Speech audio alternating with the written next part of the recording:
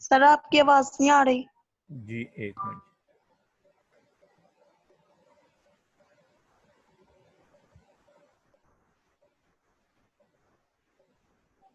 Sir आपकी आवाज बार बार रुक जाती है। बेटे वो नेट प्रॉब्लम आती है। अच्छा दोबारा इसको देखो। तो मैं आपसे बात कर रहा हूँ कि आपने प्रॉपर्टीज शॉर्ट क्वेश्चन आपने करने हैं। एक्सरसाइज की आज बात हमारी होगी, ठीक है। और एक्सरसाइज में आपने क्या करना है, जस्ट 1 मिनट। तो पहला क्वेश्चन आपका कि मैंने आपसे कहा what is the nature of charge on cathode rays, कि कैथोड रेज के ऊपर चार्ज की नेचर क्या होती है। आपको डेफिनेटली पता है कि कैथोड रेज के ऊपर जो नेगेटिव। चार्ज की नेगेटिव जो है उसकी नेचर जो है वो नेगेटिव होती है। तो आप इसका लिखेंगे कि sir charge on cathode rays is negative है। फिर आपने ये 5 कैरेक्टरिस्टिक्स ऑफ कैथोड रेज कि कैथोड रेज की 5 प्रॉपर्टीज। तो आपने बुक खोलनी है, जैसे आपको मैंने बताया। तो आपने 5 प्रॉपर्टीज जो है वो वहां से लिख लेनी है। ठीक हो गया। The atomic symbol of phosphorus ion is this one.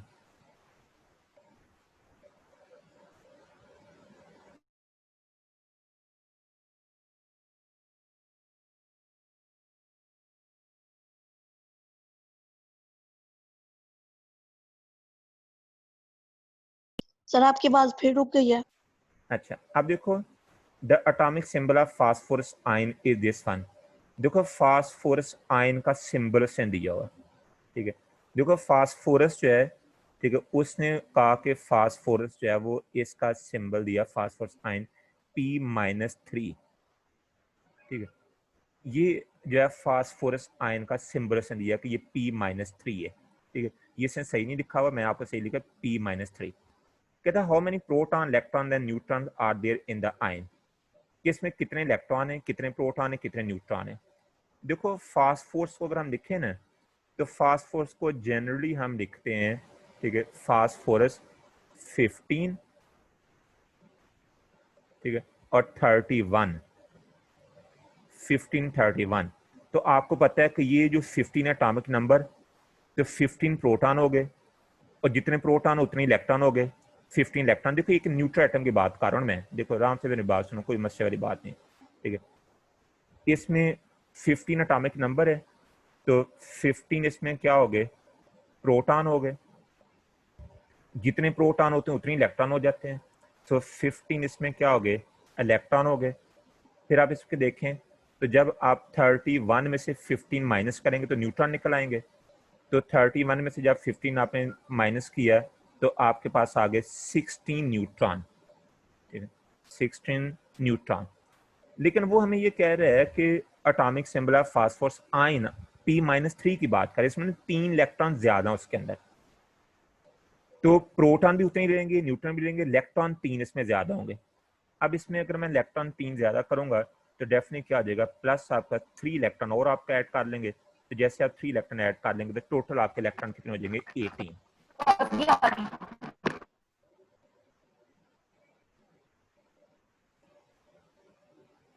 Phosphorus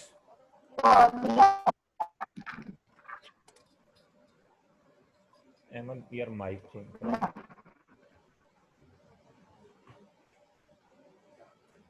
sir हम 3 इलेक्ट्रॉन क्यों ऐड करेंगे? इसलिए ऐड करेंगे कि आप देखें उसने लिखा हुआ P-3, ठीक है, ये P-3 लिखा हुआ है, ठीक है। तो एक न्यूट्रल एटम जो है वो तो 1531 होता है ना। तो 15 atomic number mean number of proton. तो 15 प्रोटॉन इसके हो गए, जितने प्रोटॉन होते हैं इलेक्ट्रॉन होते हैं, 15 इलेक्ट्रॉन हो गए। 31 में से 15 माइनस करूंगा तो न्यूट्रॉन आ जाएंगे। लेकिन वो कहते हैं P-3 में 3 इलेक्ट्रॉन ज्यादा हैं, तो 3 इलेक्ट्रॉन मैंने और ऐड कर दिए। सो इसमें 15 प्रोटॉन आ गए, 18 इलेक्ट्रॉन आ जाएंगे, और 16 इसमें न्यूट्रॉन बन जाएंगे। अब ओके सर समझा। पता चल गया इसका जी? Yes sir. ठीक है, चलो ठीक है, मैं रहने दो। अच्छा what is name of ion, कहता है इस आयन का नाम क्या है, ठीक है। तो इस आयन का नेम है फास्फाइड। सर आपके पास क्लियर नहीं आ रही। इस आयन का नेम है फास्फाइड आयन।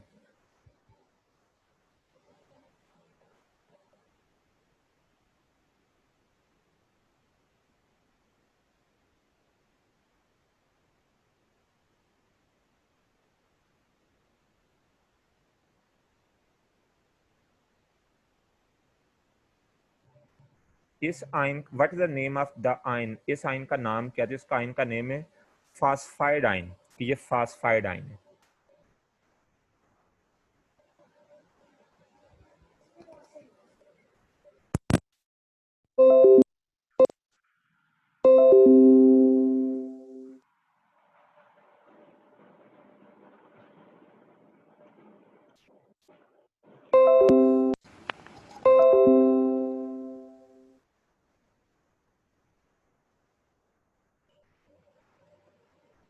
जी आवाज आ रही बेटे मेरी?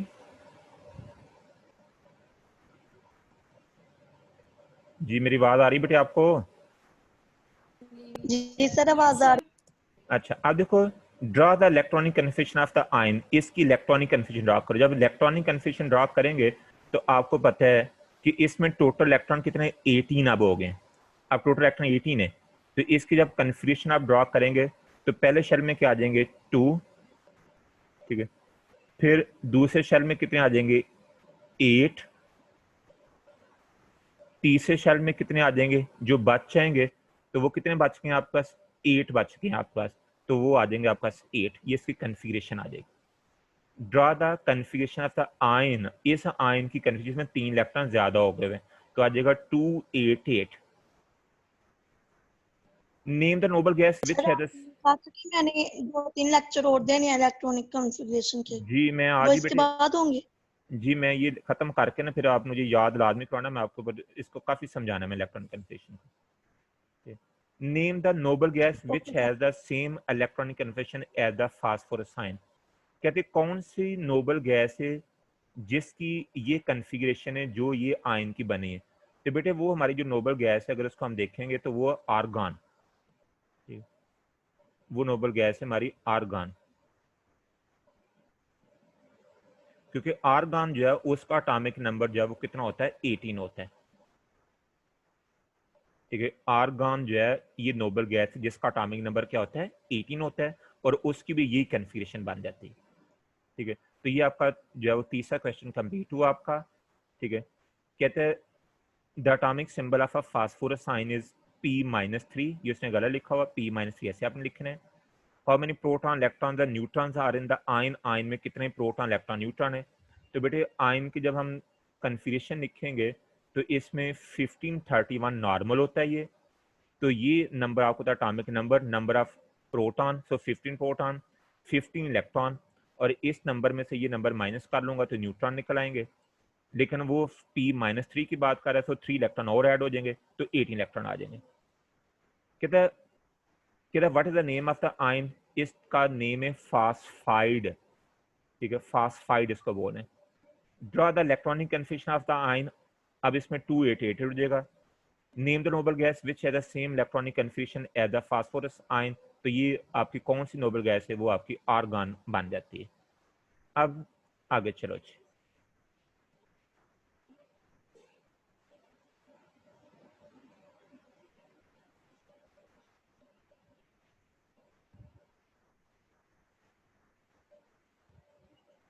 जी कहते differentiate between shell and sub shell, कि शेल और सब शेल में क्या फर्क होता है। इसको बड़े आराम से मेरी बात सुनिए, फिर आपको मैं इसकी डेफिनेशन लिखवाता हूँ।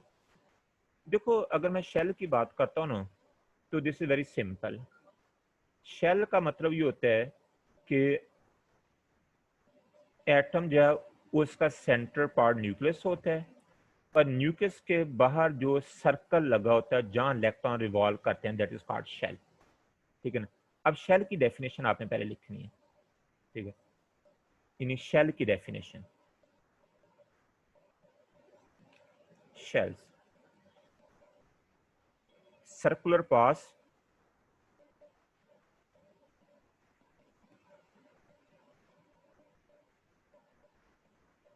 around nucleus,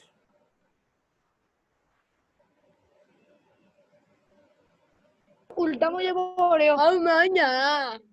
circular path around nucleus where electrons are revolving.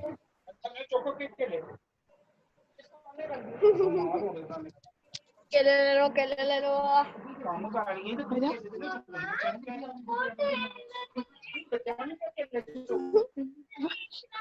बेटे आपने आपको म्यूट करो मैदा कोई आवाजों का कॉन्टेस्ट। बेटे म्यूट करो, घर के सारे बच्चों की आवाजें आ रही हैं। ये शेल की डेफिनेशन में circular path around the nucleus where electrons are revolving, ठीक है, आर कॉल्ड शेल्स। ये आपने मेरी डेफिनेशन लिखनी है आपने। Circular path around the nucleus where electrons are revolving are called shells. हम इनको शेल्स का नाम देंगे। सर लिख लिया। यस को बोलेंगे ऑर्बिट्स, यस को बोलेंगे एनर्जी लेवल्स,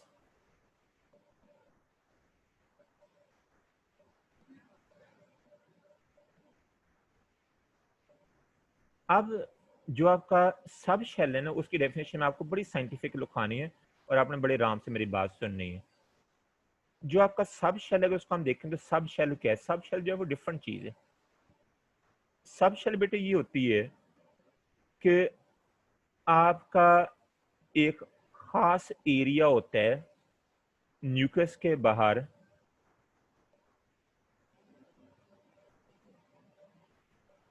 आपको मैं जस्ट 1 मिनट इसको समझाता हूँ आपको कि ये तो आपका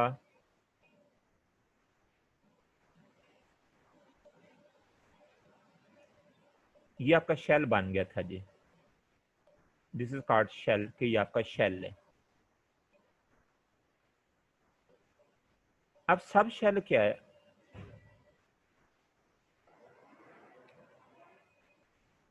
सब शेल का ये मीनिंग होता है, जस्ट 1 मिनट,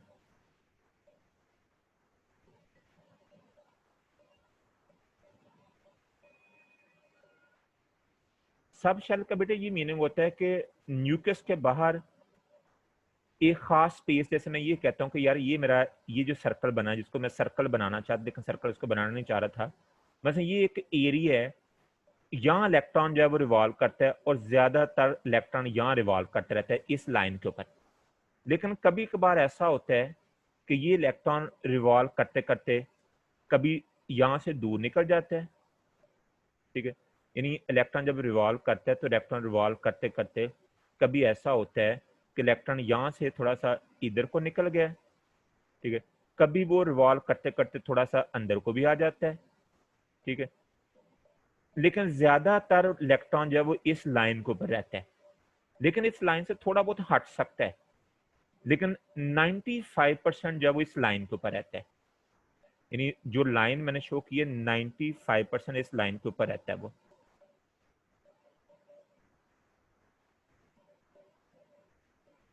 यानी 95% जो अब इस लाइन के ऊपर रहता है, लेकिन कभी कभार इस लाइन से थोड़ा सा ऊपर चला जाता है या थोड़ा सा नीचे आ जाता है। अब मैं कहता हूँ सर वो वाला एरिया जहां probability of electron is maximum है, मैं इसकी डेफिनेशन लिखता हूँ फिर आपको समझ आ जाती है। ऑर्बिटल,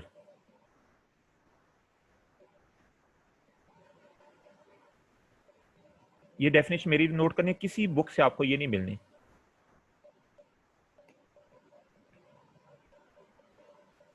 सर ये आप सबशेल की लिखो। किसकी डेफिनेशन है?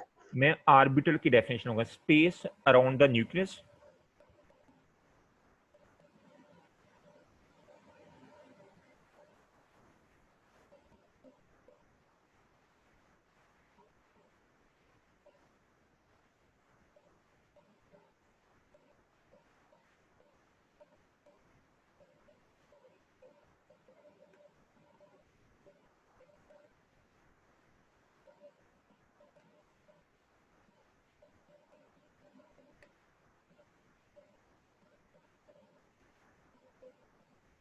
Space around the nucleus where probability of electron is maximum. Nucleus के बाहर वो वाली स्पेस जहां इलेक्ट्रॉन के पाए जाने के चांसेस ज्यादा होंगे, दैट इज कॉल्ड ऑर्बिटल। ये ऑर्बिटल की डेफिनेशन है और ये किसी आपको बुक से नहीं मिलनी। Space around the nucleus where probability of electron is maximum. Nucleus के बाहर वो स्पेस जहां इलेक्ट्रॉन के पाए जाने के चांसेस ज्यादा होंगे, उनको क्या बोलना है? ऑर्बिटल। और इसकी एग्जांपल क्या हो जाएंगी? ठीक है, इसकी एग्जांपल हो जाएंगी आपके पास कौन सा ऑर्बिटल है? एस ऑर्बिटल होता है, फिर पी ऑर्बिटल होता है, फिर डी ऑर्बिटल होता है और फिर एफ ऑर्बिटल। ये से एग्जांपल आ जाएंगे। और इसकी एग्जांपल कौन सी आ जाएंगी? ठीक है, आपका आ जाएगा के शेल, आपका आ जाएगा एल शेल, आपका आ जाएगा एम शेल, इस सबको मैं कैपिटल में लेके आना है। सर ये ये आप शेल एम लिखवा रहे हैं एग्जांपल? जी, यानी ये एग्जांपल किसकी हैं? ये वाली शेल की, और ये किसकी हैं? एसपीडीएफ एग्जांपल किसकी हैं? आर्बिटल्स की। Okay sir. ठीक है, तो शेल और ऑर्बिटल में क्या फर्क हो गया? शेल हम बोलते हैं सर कि जी सर SPDF ये हम इलेक्ट्रॉनिक कॉन्फ़िगरेशन में लिखेंगे। जी बेटे बोलो। सर ये जो SPDF है सब शेल्स में, इसे हम इलेक्ट्रॉनिक कॉन्फ़िगरेशन में लिखेंगे। नहीं, ये मैं आपको बताया कि ये ऑर्बिटल होते हैं, एसपीडीएफ ऑर्बिटल्स का नाम होता है, और KLMN जो है ये शेल का नेम होता है। ठीक है ना? सर सब शेल को ऑर्बिटल भी कह सकते हैं। अच्छा, गुड बेटा, ठीक है, सब शेल को हम ऑर्बिटल भी बोलते हैं। शाबाश, ये मुझे समझाने की जरूरत ही नहीं, आपको पढ़नी चाहिए।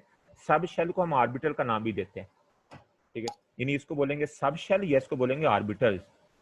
गुड, ठीक है, यानी ये सब शेल भी और ऑर्बिटल एक ही बात होती है। Space around the nucleus where probability of electron is maximum, ठीक है, आर कॉल्ड सब शेल्स या क्या बोलेंगे? ऑर्बिटल्स। और इनकी एग्जांपल कौन सी है? एसपीडीएफ।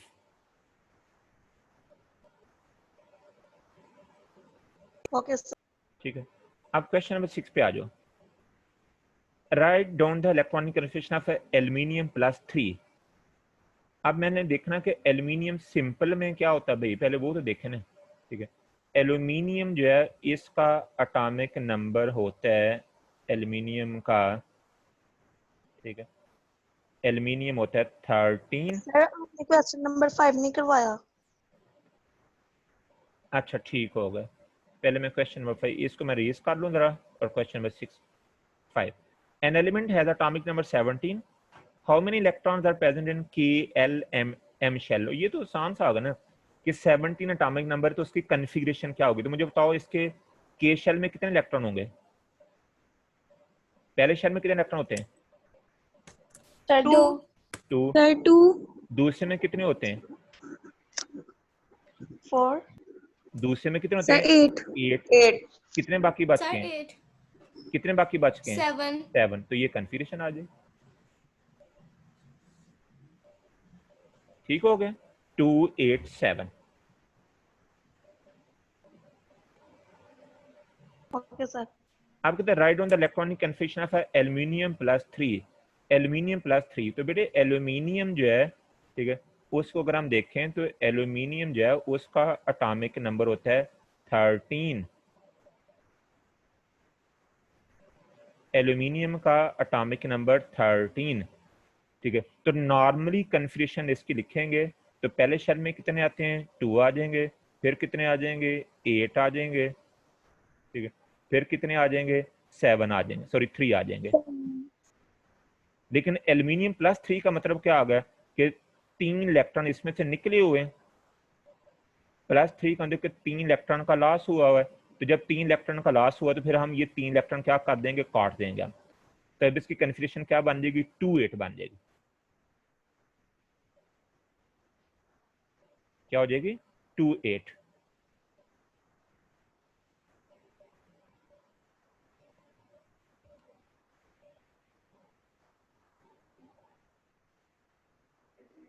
सर आपकी आवाज नहीं आ रही। हाँ जी, अब एल्यूमिनियम की कन्फिग्रेशन क्या हो जाएगी? 2 8 इसकी हो जाएगी। पहले शेल में 2 इलेक्ट्रॉन, दूसरे में 8, क्योंकि 3 इलेक्ट्रॉन तो इसमें निकल गए हैं ना। तो अब इसके 2 8 इसकी कन्फिग्रेशन आ जाएगी इसकी।